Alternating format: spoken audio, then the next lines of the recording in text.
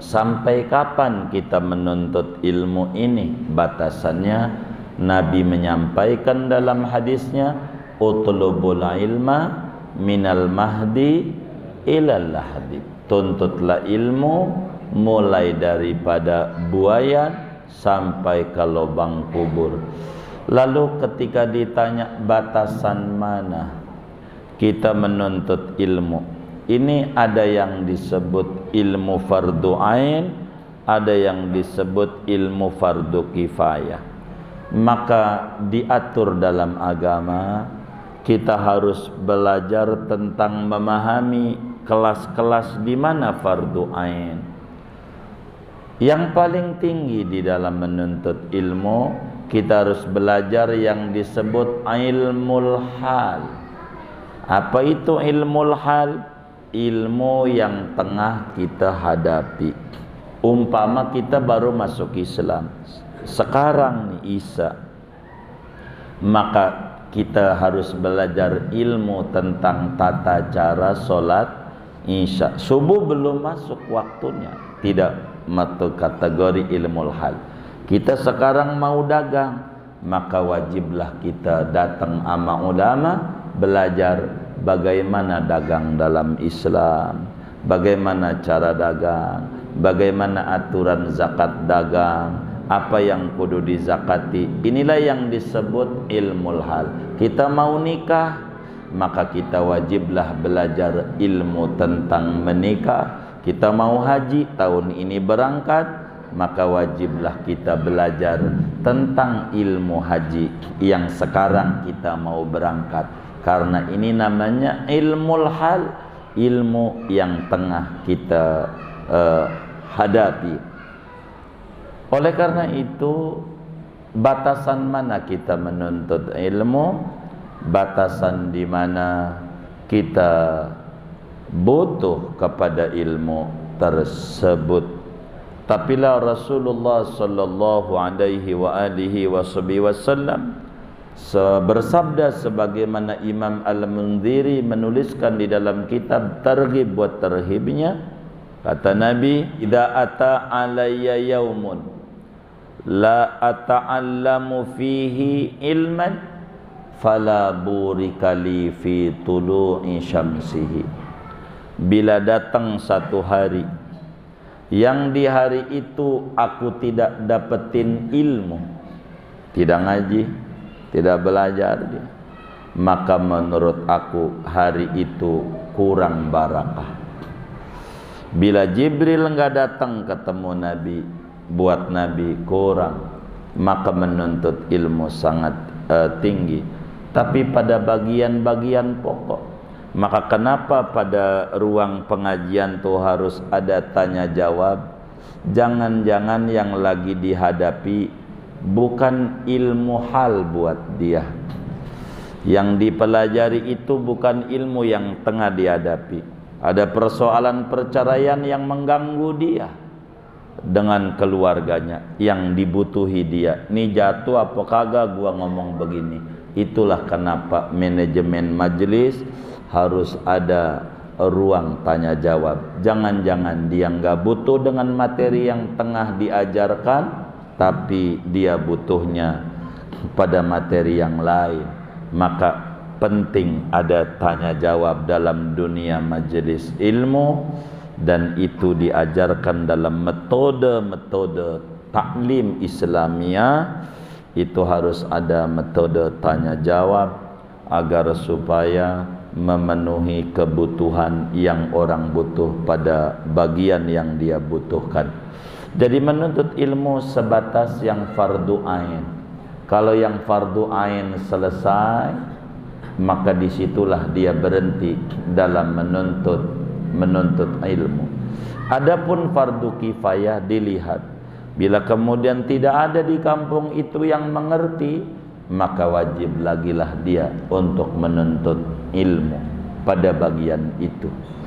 Maka bila orang itu mengerti tentang nilainya ilmu, seperti ilmu nahwu fardu kifayah, ilmu-ilmu yang pokok itu adalah fiqih, tauhid, tasawuf.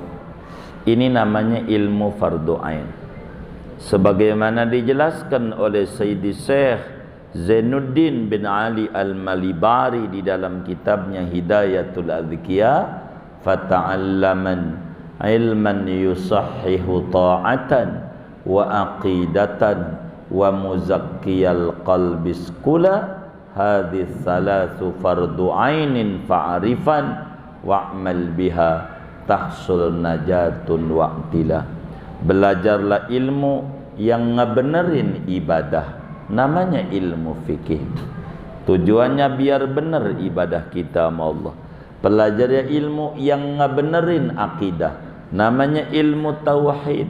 Bahasa Betawinya ngaji sifat 20. Pelajari ilmu yang menjernihkan hati daripada virus-virus yang ada. Ini namanya ilmu akhlak tasawuf, supaya benar mindset kita. Ilmu tasawuf ini termasuk daripada ilmu yang wajib. Hadis salasu fardu ainin, 3 ilmu ini, tauhid, fikih, tasawuf, yang orang Aceh menyebutnya dengan istilah tastafi namanya. Ada majelis di Aceh itu tastafi, tasawuf, tauhid, fikih, dan banyak itu kajian di Aceh kayak begitu. Maka inilah 3 ilmu yang pokok. Bila ilmu ini rapi, hidup kita tenang, enggak gusar. Betapa orang di rumahnya udah kasur empuk, pakai AC, masih enggak bisa tidur. Teman kita borok kasur, tikar ora punya, tidur di ubin aja, ngorok. Bedanya di mana? Ini konsep hati yang kurang dia. Berbicara konsep hati, ini tasawuf. Bila 3 ilmu ini beres dipelajari, batas itulah dia, bolehlah dia berhenti di dalam dia mengaji. Tapi kalau dia faham, kata Imam Syafi'i, kullama zadani ilman zadani fahman bijahli. Bila kemudian saya hadir di majelis ilmu, saya ngaji, Allah tambahkan saya ilmu, saya makin faham betapa saya masih bodoh tentang agama ini. Makin ngaji, ternyata orang yang ngaji itu bukan tambah pinter, orang yang ngaji itu tambah bodoh. Kalau pengen pinter, jangan ngaji. Karena orang ngaji, makin ngaji, oh ini begini ya, oh ini begini. Ternyata yang belum diketahui ama yang udah diketahui, banyakan yang belum diketahui. Maka ternyata dirinya bodoh. Enggak kayak katak dalam tempurung. Oh, tahu tempurung? Batok kelapa, dipikir udah tinggi aja, udah tinggi aja. Gara-gara kurang ngaji, maka muncul ada namanya Islam Protestan. Bukan Kristen doang. Jadi muslim protes mulu, ini bid'ah, syirik, tayul, bid'ah, protes mulu. Maka disebut Islam tukang protes begitu. Emang ada yang kayak begitu? Enggak ada, alhamdulillah. Takut ada doang. Maka kita menuntut ilmu agar supaya kita selamat. Keuntungan menuntut ilmu itu adalah diantaranya menyebabkan ibadah kita diterima oleh Allah.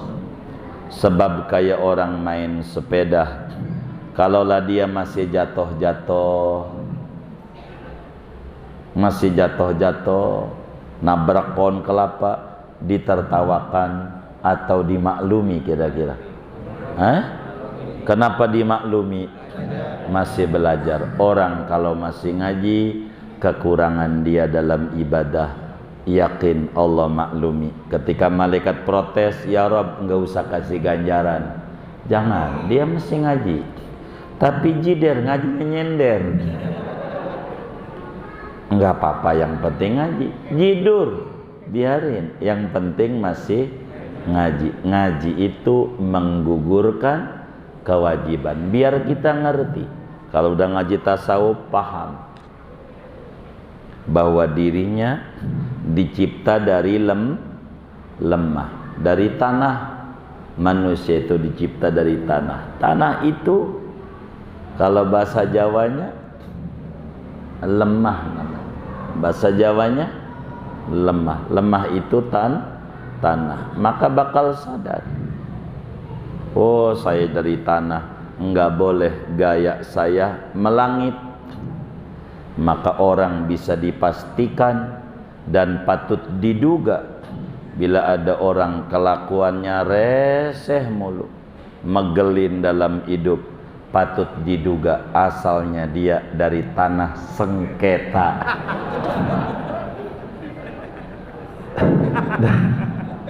Kenapa nih?